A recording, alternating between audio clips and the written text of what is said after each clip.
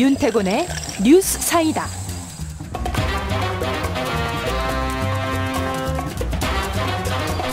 뉴스 사이다 매주 금요일은 스페셜로 꾸며드리고 있죠.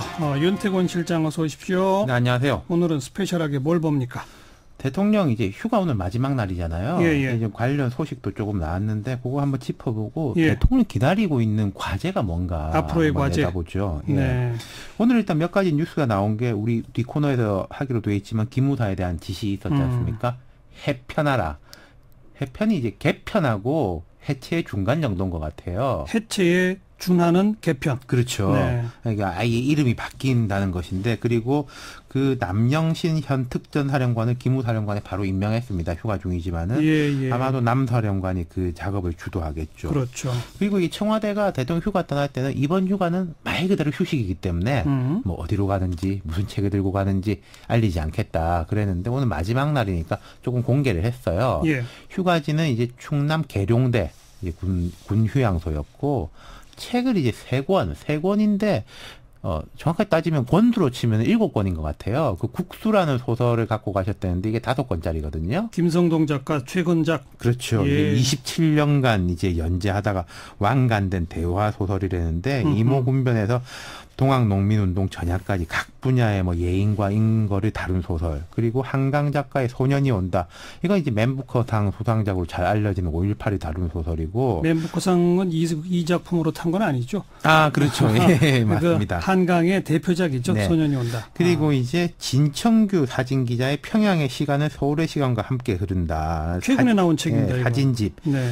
근데 이게 대통령이 무슨 책을 읽었다라는 것도 메시지가 되는 거 아니겠습니까? 메시지죠. 예. 뭐 남북 관계에 대해서 이제 갈 것이다라는 메시지, 그리고 5.18이라든지 이런 과거 적폐청산에 대한 건 지속적으로 간다는 거, 그리고 그렇죠. 또 뭐 문화예술에 대한 것 한 가지, 뭐 이런 점인 것 같아요.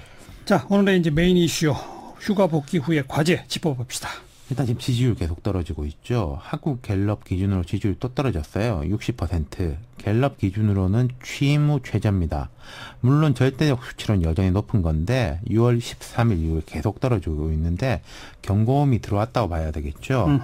대통령 과제가 아주 광범위한 게 당장에 이제 우리 발등에 떨어진 폭염 대책, 그리고 뭐 중동 피락 국면에 대한 대책이 필요하겠죠. 예. 개각 문제도 있는 게, 당장의 국방부 같은 경우에도 이제 기무사는 해편하기로 했는데 송영무 장관 어떻게 할 거냐 문제 아니겠습니까? 그렇죠. 요즘 청와대 쪽 발언을 보면은 좀 온도차가 느껴져요. 신임한다 이런 이야기 대신에 결정된 바가 없다, 뭐 이런 이야기가 나오거든요. 일단은 고려 대상에 있다는 거죠. 그렇겠죠. 그리고 이제 협치내각 같은 경우에도 청와대에서 김의겸 대변인이 7월 23일에 이건 누가 물어보다 한 게 아니라 그냥 이렇게 자체적으로 발표를 했단 말입니다. 먼저 얘기를 꺼냈죠. 예, 그러다가 별로 진도가 안 나가다가 오늘 이제 보도가 된 게 바른미래당의 박선숙 의원을 뭐 환경부 장관의 기용설이 있다, 뭐 홍영표 원내대표가 추진하고 있다라고 나왔는데 다 부인하고 다 있고. 부인했습니다. 뭐 구체적으로 예. 되는 게 하나도 없다라고 했는데, 이게 조금 문제인 게 그때도 말씀드렸지만은 이런 이야기를 꺼낼 때는 뭔가 좀 만들어진 다음에 꺼내는 게 통례인데,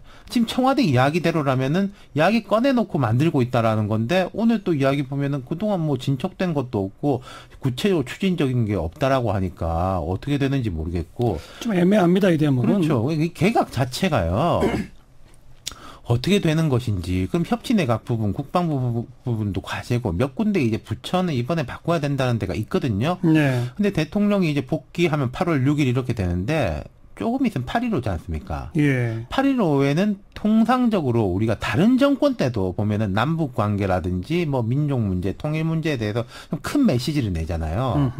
이번은 더더욱 그럴 가능성이 높은 거 아니겠습니까? 지금 이 상황에서라면은. 그러면 8.15 메시지가 묻히면 안 되니까 그 전에 되게 빨리 하든지, 아니면 또 8.15 이후로 가버리면은 이게 민주당 전당대 8월 25일, 9월 정기국회 뭐 이렇게 돼버리거든요. 아하. 되게 뭔가 지금 스텝들이 약간씩 꼬이고 있는 게 많아요. 그러네요. 예. 개각이라는 현안 하나 있고. 그렇죠. 그다음 또 다른 건요? 그다음에 이제 외교 안보나 민생 문제 짚어보면 외교 안보에 대해서는 지지도가 여전히 높습니다. 오늘 갤럽 조사에서도 대통령 지지한다라고 응답한 사람들이 상위로 꼽은 것들이 거의 다 외교 안보에 대한 것이에요. 그렇죠. 근데 요즘 이쪽도 뭔가 지지부진한 게 있고, 종전 협정이나 대북 제재 완화에 대해서 우리는 적극적인데 미국은 소극적인 게 있고, 앞서 말씀드린 이제 8.15 메시지에 대한 것도 있는 것이고, 그리고 이제 가을에 평양에 방문하게 돼 있잖아요. 그렇죠. 4.27 합의에 따르면은 물론 가을이라는 게 9월부터 11월까지가 가을이니까 조금 여유가 있을 수는 있지만은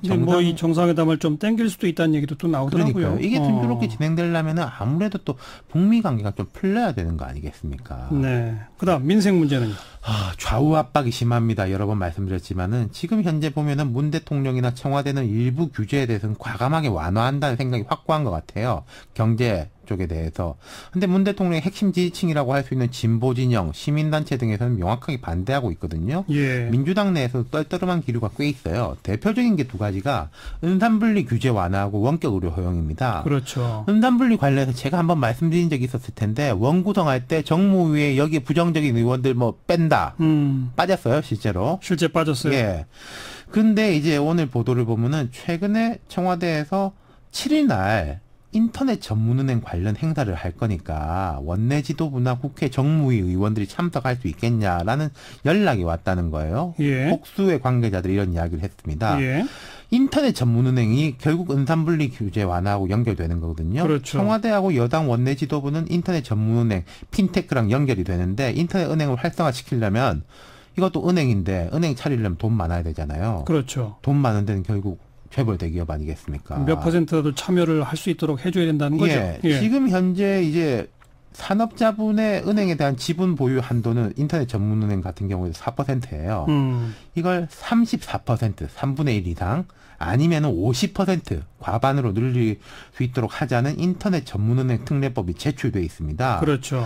여기에 대해서는 이제 반발이 심해요. 그럼 뭐 삼성은행 나오는 거 아니냐, 뭐 LG은행 나오는 거 아니냐. 예. 원격으로 역시 뜨거운 감자인 게 현행의료법 34조 1항에는 의료진 간의 원격 의료만 되게 돼 있습니다. 그러니까요. 어떤 의사가 다른 의사한테 물어보게. 근데 환자하고 의사하고 직접 원격 의료를 가능하게 하려면 법 개정을 해야 되거든요. 네. 근데 이 법은요, 제 기억으로는 한 20년째 국회에 올라갔다 내려갔다 하고 있는 겁니다. 오래된 얘기죠. 막상 이게 대체로 자유한국당은 찬성인데 여당이 과거부터 일관되게 반대해왔던 거예요. 먼저 여당을 설득하는 게 우선 과제군요. 그럼요. 아무래도 여당한테 좀 큰 그림에 대한 설명을 구하고 설명을 하고 이해를 구해야 하지 않을까 싶어요. 단건으로 이 규제 완화해야 된다, 이 규제 완화해야 된다라고 하면은 뭐 본인들도 소신을 바꾸기가 어려운 거 아니겠습니까? 그렇죠. 그리고 이거 추진하면은 분명히 야당은 비꼬거나 보수 야당은 비꼴 거고 진보 정당은 비판할 비판하겠죠. 겁니다. 이런 것에 대한 정무적 준비도 필요하겠죠. 참 과제 산적하네요. 네. 수고하셨습니다. 감사합니다. 윤태권 실장이었어요.